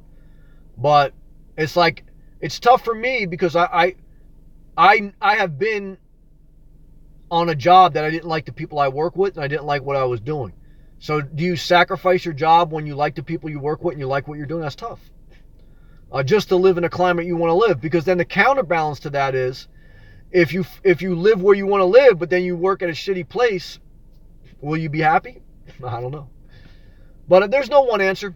But I do feel something in my spirit telling me, yes, you should build your life around where you want to live, because you won't be happy living where you don't want to live. Good question. Randy, you're giving great comments tonight. Thank you, Randy. American Writer. I enjoy experiences more than owning things. Amen, American Writer. Me and you are very similar. Milano, if I gave Emilio $20, $30, is not money invested, is lost for good. Milano, I know what you mean. I have friends like that. Oh, peace and love, Milano. I like Milano. American Writer. I do sleep very well in a vehicle. Amen. I mean, once you set up your vehicle, that's what this older lady was asking me today, that story that I started my live feed on. She goes, are you comfortable back there? So I got no problem. I mean, obviously, again, if it's 0 below, then that's why I go indoors. I mean, obviously, but that's like, this is a once in a lifetime thing. It gets that cold. That gets cold every winter in New Jersey. So, but like tonight, it's 20 degrees, no problem. I mean, 17 degrees Fahrenheit right now as I make this. I'm totally fine. And I'll sleep like a baby. I sleep more comfortably in a vehicle. And like I said, I mean, somebody came in this live chat one time and they said, people aren't meant to sleep in vehicles. They're meant to sleep in houses. And I always said, well, I sleep 7 to 9 hours per night. That's the average recommended for an adult. How many do you sleep on a $1,000 mattress? Most people on a mattress in a house sleep 3 to 4 hours. Not healthy. So that's the thing that puts that whole argument to rest. But it's just different depending on who you are. Oh, Deb from Australia. She is in the heat of the summer in Australia. Now, don't forget, we're connected globally. And there's people from all over the world in this chat room. Deb, the Greater Bib, that's her tag name with the purple profile page. She's from Australia. In Australia right now, it's the summer. I think she said it was 117 degrees today. She was looking at my video from the Jersey Shore. It was like the frozen tundra. Hello to you, Deb. Thank you for checking in. I always enjoy hearing, what it's like, across the world. And I always appreciate your positivity, Deb. Love and respect to you. Mark 1. New to feed. What are you in? State. The New York area. I go in between New Jersey and New York. That's like my home base area. And then I try to go down to Florida as much as I can in the winter, but not full time. So the tri-state area is what they call it. The New York, New Jersey area, depending for my job, because I have a full-time job. Renee. Sam, don't move job locations until God tells you. Well, I am. That's why I'm being very cautious on that. Thank you, Renee, for that wisdom. Then you will have peace of mind. That's right, Renee. Good comment. Scripture, be still and know that I am God. Amen. Renee, great comment. I received that word, Renee. Great comment. The Greater Deb. Interesting. I didn't know that about the difference in wages between states. Yes. Southern states, on average, there's always exceptions. Southern states in the United States of America pay a lower wage on average. Now, that's a little bit of a skewed statement even as I say it. I mean, I live in the New York, New Jersey area. In New Jersey and New York, the tri-state area, the northern New Jersey, New York area, there's some of the highest wages in the world. But it's all relative. It's one of the most expensive places to live in the world. So, in Florida and Texas and these different southern states, in Arizona, there's jobs. They're at a lower rate, but there's a lower cost of living. Houses on average are cheaper. Property taxes on average are cheaper, so it all evens out to a certain level. I did all the math. You still get a little bit more living up north depending on your job and how long you've been there. But on average, and that may change as we continue to evolve on society, that has been the average thing. Now, when I say northern states, that's relative to what I'm trying to say is a tri-state. Because certainly if you lived in Vermont, up on a mountain, that's a northern state, you're not going to have as high pay wage as you would in Miami. So part of that equation also is, are you in a rural area or are you in a developed area, city area? right? Because the city area tends to have more jobs and more higher paying jobs. A rural area in the country in the middle of nowhere tends to have less jobs, and if there are jobs, they're very lower pay rate. So I can't just say that northern states make more. It's relative to not just northern versus southern, but it's also relative towards city versus suburbia. Okay, good comment. Randy, Sam, I want to live in California. Now, that's one of the most expensive places to live, but I know I can't afford it. Would you recommend living in my car the first year until I get enough money to survive? Well, one is, I would say you have to scout the land first. I've never made a decision without scouting the land. Before I've applied to jobs, I've drove by the job headquarters. I've done different things. Before I think about moving to an area, I've drove by that area. So before I started living out of a car, I scouted where could I legally sleep. How could I, change that rotation every couple days so I comply with the law. I kind of started to research and scout how I could legally and properly do it. So that's a lot of times people ask me, where do you sleep? What do you do? I mean, there's no way you can know until you say a specific area and how you specifically plan to live. One is, I would say you need to explore California. California is a huge land. You have San Diego, California, which is Southern California. You have San Francisco, and you have everything in between. And you have to research jobs that you're looking to get, see what areas are most fertile, and then you have to look in that area and how could you live in your car legally and still possibly commute, etc., etc. Because you should gravitate towards where you want to live, but you need to do that responsibly, meaning you also need to research job opportunities, because you have to have some type of income. You don't want to go to where you want to live. Like, it would be foolish for me to go to Florida and just go there broke with no job. I mean, you have to. Now, certainly sometimes people do it and succeed, so I want to tread lightly here. But what I'm trying to tell you is every decision requires research. Research requires scouting, preparation, etc. Preparation births good luck. Preparation births success. So if you have explored California, then you already know that answer. If you have researched California, you kind of already know that answer.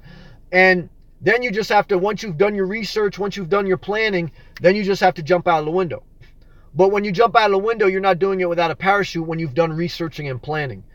Researching and planning does not mean you won't fall, but it means that if you do fall, it will be a little bit more cushioned, because you didn't just do something blindly. You put some effort into researching and seeing how you could do it legally and what areas would best play to your strengths and to your vision for your life. So that would be my answer. The Greater Deb, I think if I was living in a van or car dwelling in the United States of America, excuse the fog there. Excuse me. The Greater Deb says, I think if I was living in a van or car dwelling in the USA, I head towards San Diego. Now, the only problem with that is that's why you have to do research and development. San Diego is a beautiful city. I've never been there. Let me say that first.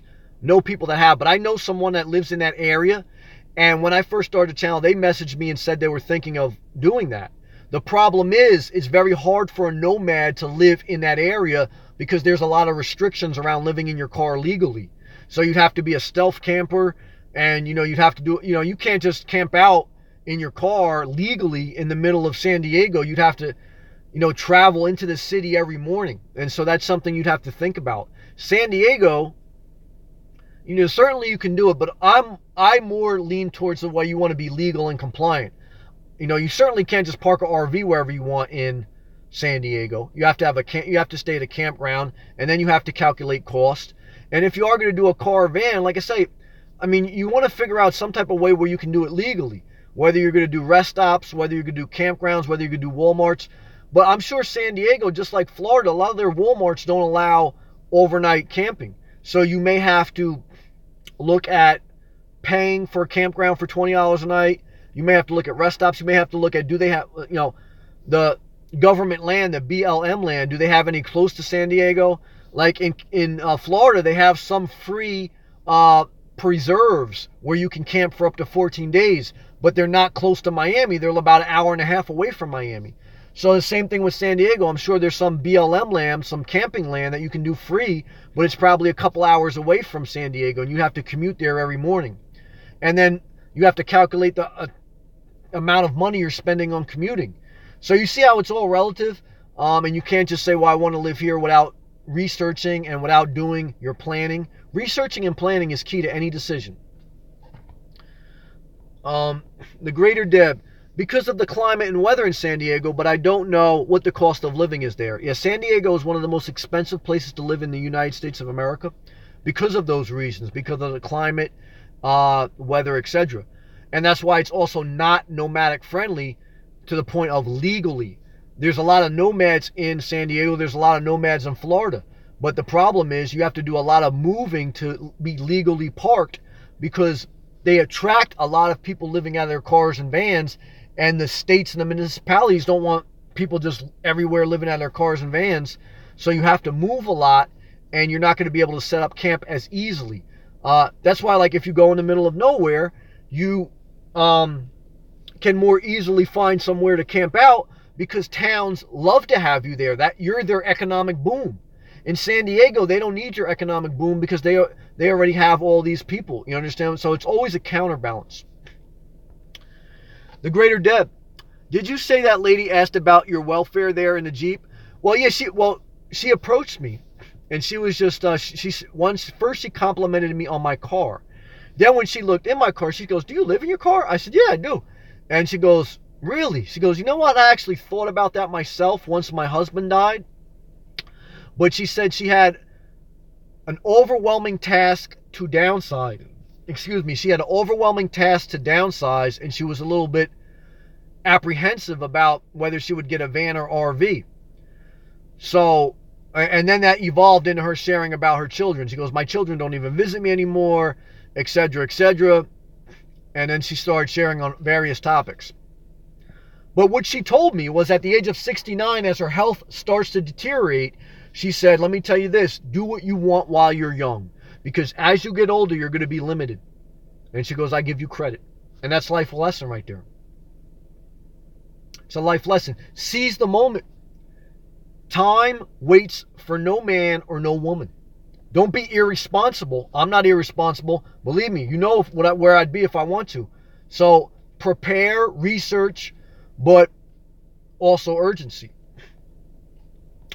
Randy, what are your thoughts on living out of a Tesla and never paying for gas again? Well, one is you pay for gas because a Tesla on average costs $70,000, I think. They're trying to come out one with $30,000, but you'd be better off buying a Chevy Spark for $15,000, and you're never going to spend $50,000 worth of gas in your car's lifetime. So buying a Tesla would not make your financial situation better because you wouldn't have gas. It would make it worse because you never recoup that money. If you want some type of hybrid, I would say a Toyota Prius. But even if you bought a Toyota Prius, that's $25,000, $30,000. You'd still be better off buying like a small Chevy Spark or Sonic, and that gets 30 miles per gallon, because you're never going to save $10,000 worth of gas over the course of 10 years.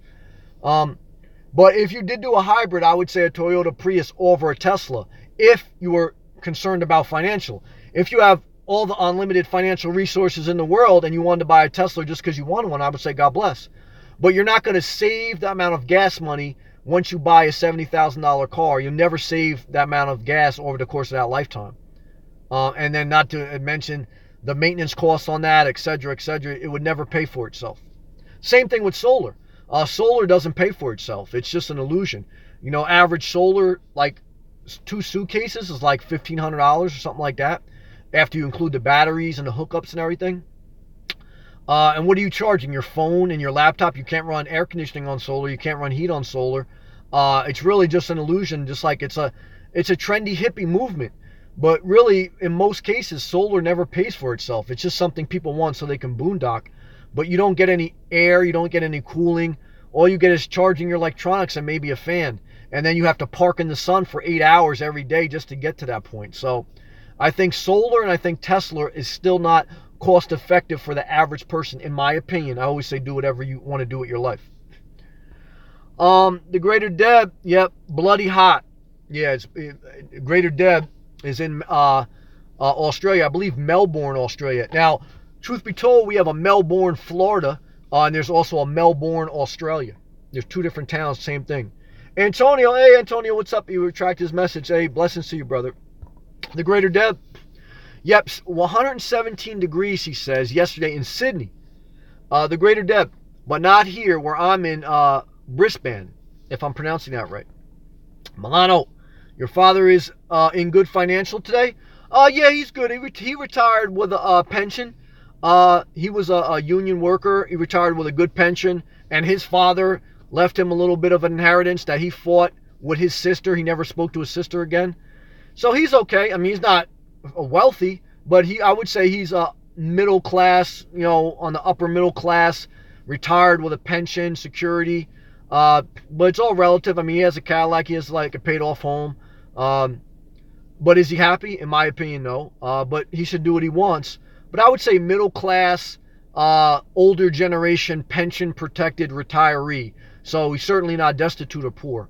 He's fine. Antonio, I sleep outside in my car in Detroit. Detroit's where it always is below zero. Okay, it's a challenge. I'm still learning to stay warm. The cold brings the punk out of you. Laugh out loud. Amen, Antonio. I mean, you can definitely do it. I mean, certainly when it's below zero, obviously, like in Detroit, you got to really layer up, and maybe then you'll have to have some type of gas heater. But you could even do it without then. Now, certainly you can adapt and you can survive for a few days. And like I said too, you have the flexibility. I mean, you could certainly rent a hotel room if it really got cold and you weren't comfortable. But you can do it. And Antonio, if it works for you, that's all that matters. And if you're safe and you're taking care of yourself, I hear you. I think people can do a lot more than what they think they can do. It's always a question of what you want to do. So Antonio, you sound like you want to do it. So I say God bless, man, and do what you want with your life as long as you're not harming anybody. And that's always my overall message. And then just remember, which I have to remind myself sometimes, you are not on an episode of survival. So you're not on the episode of The Survivor. So if it gets like 20 below and you feel sick, I would say, don't be cheap and get a hotel room for a couple nights. Because you don't get any points by trying to prove you're macho. Now, I'm like that sometimes myself too. Sometimes just because I don't like to be in a hotel, so I'm not going to preach to the choir. But I just want to give people that freedom to know that flexibility is your greatest asset. And just always live your life that you're not proving anything to anyone. If you want to sleep in your car and it's below zero, sometimes, I say praise the Lord. I do it, from time to time. Sometimes I take shelter, but 95% of the time I spend every night in my car. 17 degrees now. It'll probably drop down to 5 degrees tonight, so I'm right there. But the past couple of nights, I've been inside. So it's all relative to what you want to do. Just remember, you should never live your life like you're trying to prove something to anyone, but you should do whatever makes you happy. And if living in your car makes you happy in the winter, then I say God bless, man. I do it. I love it. So good comment, Antonio. American writer, San Diego has high housing costs. Oh, some of the highest in the country. But living in a car takes care of that problem. It does, but like I say, the problem is you don't have that many options on where you can legally park in San Diego, and that's the negative. Same thing in like San Jose. They were cracking down on a lot of the RVers and the people living mobile in San Jose because people don't want to see cars parked on the street with people sleeping in them when they're paying property taxes and et cetera, et cetera. So you just have to remember that's the counterbalance. Deb, yep, that's what I'm thinking about, American writer.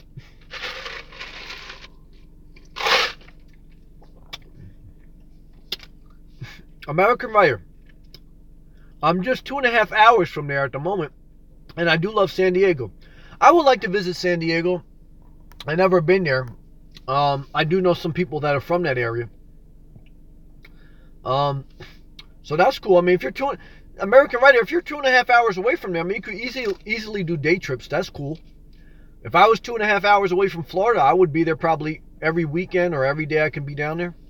So 2.5 hours is an easy, nice road trip. Sailing John, life is too short not to be 100% happy. Though sometimes we need to take action. We need to just take action. We never know what tomorrow brings, just my opinion. Your opinion is a correct opinion, in my opinion. And I agree with you, Sailing John. And, I love you, Sailing John, and I love your story. And thank you for sharing that. I think you give us a good reminder. And I agree with you 100%, Sailing John. Oh, Meadow Tails, the beautiful lady from the Philippines. God bless you, Meadow Tails. Always think about you. Very cute. Good to see you. The Greater Deb. I just go to Randy P. If you're reasonably healthy and resilient with a positive attitude. I just go, she's talking to Randy P. I apologize. She said she's talking to Randy P. She said she would just go. If you're healthy and resilient with a positive mind, I think that's good advice overall. I do think, you want to plan and prepare, but I agree too with Deb. I agree too. I think that's, I think it's a counter mindset, but I agree. I agree, Deb. American Writer. I found the easiest way to choose a place to sleep in your vehicle is to be very sleepy. Well, that's true. When you're tired, you're not going to fuss. But that goes back to my point is, I don't just wing it on where I'm going to sleep. I kind of know each night the area I'm going to be in, and then I kind of plan around where I can park in that area. So I do have a somewhat of a plan. Now, I always leave room for flexibility because sometimes I'll go to a certain area and I don't feel comfortable there, and then I'll go to my backup plan. But I don't just wing it. I do have some type of plan. But yes, I'm up all day, and then that's why at night I go right to sleep at 10 o'clock or so because I'm tired. So I hear that. Randy P. True, not sure how I can rotate locations. I know where the job is located. That might be stressful trying to switch up locations of parking my car. Yes, I do think if you're going to be a nomad and if you're not staying at a campground, meaning if you're going to do Walmarts and rest stops and et cetera, you just have to remember you have to have a rotating schedule. You can't go to the same place every night because that's not proper and you're going to get yourself in trouble like that. Because you want to take those places, the Walmarts, the rest stops, for what they are. They're one nights. And then you can come back to those places, but after a couple nights being away. So you have to find a cycle of places that you can legally go.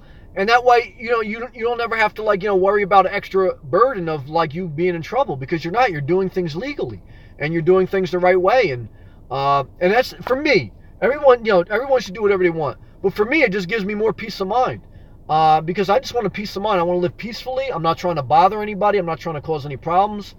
And that's how I like to live my life. I'm not trying to, prove anything to anyone. I'm not trying to, I want to live a peaceful life, American Writer. It is actually easy to sleep in your car in San Diego. Okay, well, I've never been there, so an American Writer, if you're 2.5 hours away, then I would tend to give you a little bit more freedom of expression on that topic because you have more experience. An American Writer says, I have done it for several weeks. Then I defer to American Writer because he has the experience in that area. I don't, so I'll defer to him on that. Randy P. San Diego has rest stops. Okay. About a half mile away that is packed with people living in their cars. Well, I'm not surprised with that. 20 miles away. Well, that sounds, I could see that. And that's where you got to be careful. Because I'm sure human nature is a lot of those people get comfortable. And they go back to that same rest stop every night for several nights. And that's going to cause a problem. And that's why places like that area, from what I've heard, just like, different areas in Florida, when you have that high population concentrated like that, the law is more rigid on them. Because they can't have mass people just herding up like that and staying there. There's nothing wrong with sleeping there for a night because that's what those places are for, but not living there. They're for what they are. They're one stop for one night and then you go on with your life. And the reason why they're legal, because again, is they bring economic growth to that area, but they're not meant for you to live there. They're meant for you to stop there and then keep it moving. And then if you have to come back, you come back. So, you just have to be mindful of that. But I hear you. There's different ways to do it. American Writer. It's only difficult if you own an RV. Well, I agree with that. Because some streets have a height restriction. That's a good point, American Writer. And that's why I tend to lean against buying an RV for some people. Not for all people. Like that older lady, she was telling me she was leaning towards RV because she was going to, like, if you're older, I forgot who it was, but somebody left a comment on one of my videos and they gave a great breakdown on how they view living nomadic. They said basically, like, if you're older or if you're somebody that likes to be indoors like 50% of the time, you should have a motorhome. And if you're someone who likes to be outdoors, and if you're younger and you're healthy, 80% of the time you can live out of a car or van. That's the biggest thing. You know, are you going to be in your car most of the time? And you have, you know, so those are the things you have to consider. But there is no doubt about it that your car or van offers you the most flexibility, freedom, and being stealth and being able to move wherever you want. The RV is going to limit you, and you stick out like a sore thumb, and you're not able to travel as freely because you have higher gas mileage costs. So you have to consider that. And then Randy P says parking spots are loaded every night. I'm not surprised. American Writer, but a car, SUV, and minivan is very easy. I agree with that, American Writer. Milano, I will have a Class A with a chauffeur. Laugh out loud. Milano's got a beautiful Class B plus. But see, now that fits Milano's life. He's about 60. He's got his own routine. And again, I want you to do whatever you want with your life. I still think, like, I don't like Class A's. But even if somebody get a Class, well, I don't like Class A's. I like Class B and Class C. For me. But if somebody wants a Class A, I say God bless.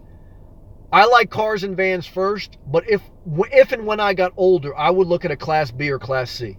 And I wanted to change. But that would be way, way down the road. But I don't like Class A's. I'm not going to lie.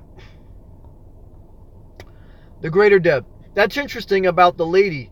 Yes, she's learned life lessons. Amen. Yeah, that lady learned.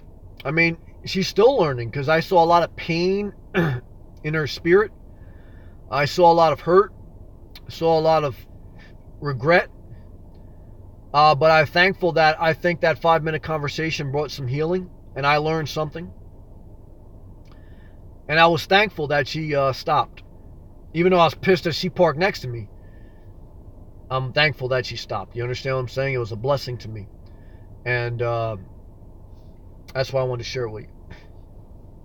Milano, the only problem with that kind of money that I see, if Emilio following me all over like your own shadow. Milano's good. Milano's got a good friend, Emilio. And I hear that. I hear that, Milano. I understand what you're saying. Milano, that's my guy. Yep. Oh, wow. Inheritance disputes between siblings and relatives are so sad. They're so sad and they happen all too often. I mean, that's the thing. Like I said, somebody passes away and you're going to be tied down to that area for a couple years anyway just to settle the estate. Even if that person doesn't have much. And those are another couple years lost out of your life. So what am I saying? I'm saying just don't do things solely based on that. Because you're going to lose the majority of your life. Just be mindful. The Greater Deb. Is Emilio your son, Milano? No, Emilio's Milano's friend from my understanding. They both live in South Florida. And I think, Emilio has a Class B too, right? I think they both live in their RVs. I'll let Milano answer, but I think they both live in their RVs. And Emilio has a YouTube channel. Randy P. If you lost your job, would you head down to Florida or stay in your area to find another job? Good question, Randy. I would probably go to Florida. See, my thing is, I think about that too, is my ideal job would really be a remote job because I want the freedom to move. I would spend probably 90 to 80% of my time in Florida, but in the summer I would kind of like to also be able to maybe come back up to the Jersey Shore because the Jersey Shore is beautiful in the summer. So my really ideal situation would be a remote job. But if I lost my job, I would definitely try. I would probably end up in Florida. Good question. American writer. My general rule is to park legally, arrive late, and leave early. Amen. I totally agree with American writer on that. He says his general rule is to park legally. I agree. Arrive late. I definitely agree. And leave early. I definitely agree. If you're going to be a nomad, listen to that comment by American writer and follow it. I think that's wisdom. 100% wisdom. Randy P. Can you recommend a good movie about the nomad life? I don't know any movie. I would just say YouTube. YouTube is what encouraged me about the nomadic life. Nomadic Fanatic. Now his channel is more evolved into something different, but I'm not mad at him. That's him. I used to watch a guy, Rusty, 78609 from Texas. He used to really long-term live out of his Prius, but now as he's older, he mainly just stays in his RV. He has a home base. And there's so many different people on YouTube that do YouTube channels. But what you'll find is they all do them different. So what I did was I just looked at a bunch of different YouTube channels. And once you look at one nomad channel, they recommend other ones. And then you just search around. You take a little bit from everyone and then you add your own twist because no one knows you like you. Same thing when I look at trading or when I look at different things on YouTube that I like to research. I take little bits of advice from other people that I like, and then I put my own twist on them, and I form my own opinion and thought. I don't just take anyone's life and carbon copy. I take what I like, add my own twist, and I live my life. So YouTube, in my opinion, is the best place to look for inspiration for the nomadic life. Randy, what is the penalty for sleeping in a car at a rest stop every night for months? I don't know. It will all depend on the state, the county, and their specific regulations. I mean, eventually, if you did it, I mean, obviously, if you got stopped once, I mean, sure, the cop will just tell you to keep it moving. But just like anything, if you continually go back and the cop continually writes you a ticket, you're going to make it worse and worse. I don't want to speak specifically what the offense would be, but it basically you're trespassing. For the most part, you're loitering. And like anything, if you keep doing it and you keep getting tickets, you're just going to get yourself in more trouble. Renee, went to the RV yesterday, saw a Class A, 675,000, crazy, but nice inside. Well, respect to everybody, but that's crazy. That is crazy. But again, if you have, I don't know, 670, I mean, that's a mansion. But if you want to do it and you have money, I'm not mad at anybody, but that's just crazy. That is crazy, just like Renee said. But different strokes for different folks. I know, I don't want to judge anybody. But, I don't know. Yeah, that's not for me. That doesn't inspire me. I mean, that's what I'm saying. So I have to respect other people. But again, like back to the one point, if I won $570 million, I would not spend that much on an RV. And that's nothing to do with money. It's just, that doesn't inspire me. But now, if you had a family and you wanted to, live whatever life you want to live, we're all different. We're all different. We all have different journeys. And there's no way around that. American writer. I predict if Sam lost his job, he'd go on a cross-country trip while searching for a remote job online. That's possible. That's possible. I'm not going to say that may be true.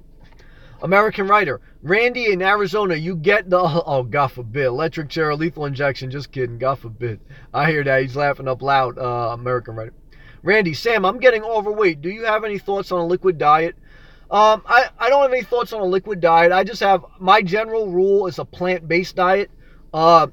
Less meats, less eating out, and just take small steps and walk every day. But that's my advice. Yep. Linda, my 2006 Dodge Van 3000, love it, will make it my house this year. Yeah, that'll definitely work. There's no doubt about it. The Dodge Van will get it right. And that's all you need. I saw a van for sale today when I was driving by. I was going to take a video of it, but it was too snowy and I didn't feel like stopping. American writer. I'm on the walk it off diet. I walk a lot. Yes, walking is wisdom, but I think walking mainly helps your mental health and it keeps your blood flowing. 80% of your weight loss is what you eat and how much you eat. Now, but it's not easy. I mean, I overeat still healthy stuff, but I feel better overeating healthy than bad stuff. But it's not easy. I mean, everybody has to define that for themselves too, just like everyone has to figure out their own type of vehicle they like. But your health is your wealth. Take care of yourself. The Greater Deb. The first person I ever saw on YouTube living in their vehicle, it's a coach, was Ernest Bergen. He seemed to be really having a great time, traveling all over the USA. He was traveling into his 90s. Wow, that's interesting. I didn't know that. I never heard of him. Randy P. Why don't you buy a small RV? You got the money, don't you? Yes, but that doesn't get me anywhere where I don't have the problem. My problem right now is not based on I don't like my car.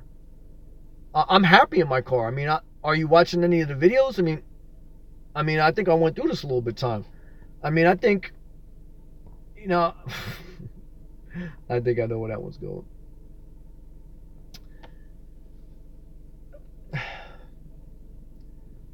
There's a guy who just asked me, what's the penalty for sleeping in the rest stop for several nights in a row?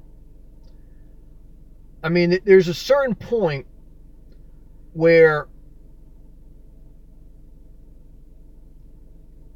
you have to say, look, stop playing games. And do you really want to move forward in your life? Or there's some people that don't have the maturity to live in their car. I want to be honest with you now here too. If I'm going to be honest with you, if you have to ask the question, what's the penalty for living in your car and getting a ticket at a rest stop every night, you're not ready to live out of a car. You're immature. You're irresponsible and you don't have the right mindset. You're not even ready to live in an apartment. You understand what I'm saying? I mean, I don't want to be mean, but also, I mean, come on now. That's why I always say it's not just about an alternate lifestyle. There are people that have a certain mindset that they don't do well in a big house. Why? Because they're immature and they're not really looking for answers of life. They're looking now to just ask crazy questions. Now, if the questions are sincere, then they're sincere. But they're also showing me that there's a certain level of immaturity. And that's for a different time and place, not certainly for what I want.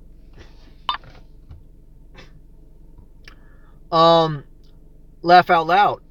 Deb, I saw that. Randy, he loves living in his car. Yeah, well, American Writer, I don't think Randy got it for two reasons.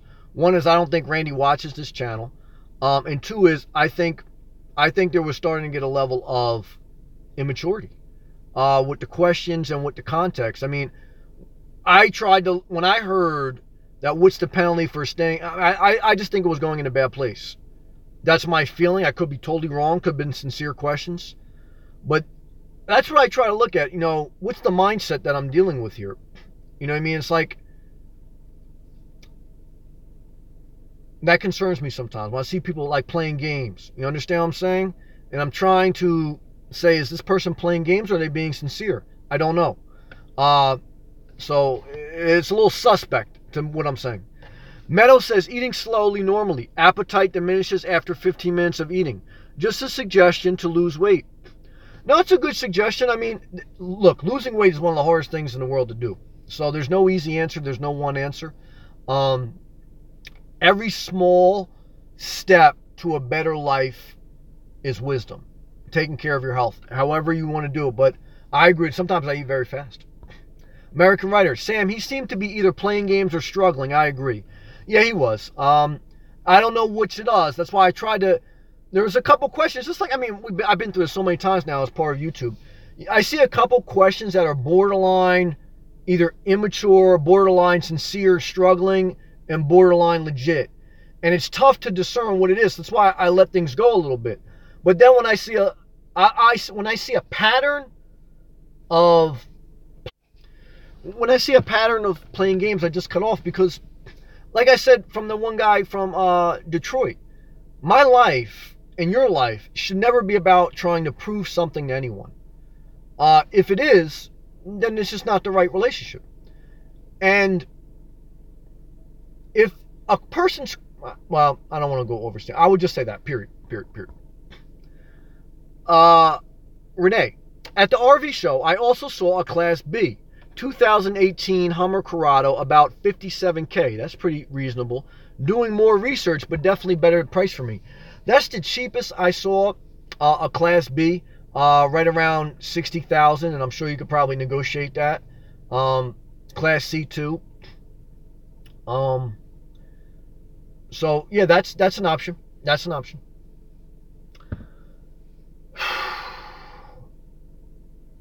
That being said, I'm hitting the two hour mark. I'm exhausted. I'm thankful I was able to go live again. I'm thankful for sharing. And just keep working my way back into the flow, working my way back to getting better and better. And I appreciate everybody's love. Continue to work on your dreams. American Writer, well done, Sammy. You're winning. Keep it up. Thank you, American Writer. Thank you for your positivity. Yes, just define your own life, live your own life. Don't live for other people. And thank you, Amaro. Amaro says, great session. Thank you. Thank you, everyone, for your comments. You make it better. And I appreciate you. Go in peace. Have a good night. Go in peace. Thank you, Deb. Thank you, Renee. Thank you, Meadow.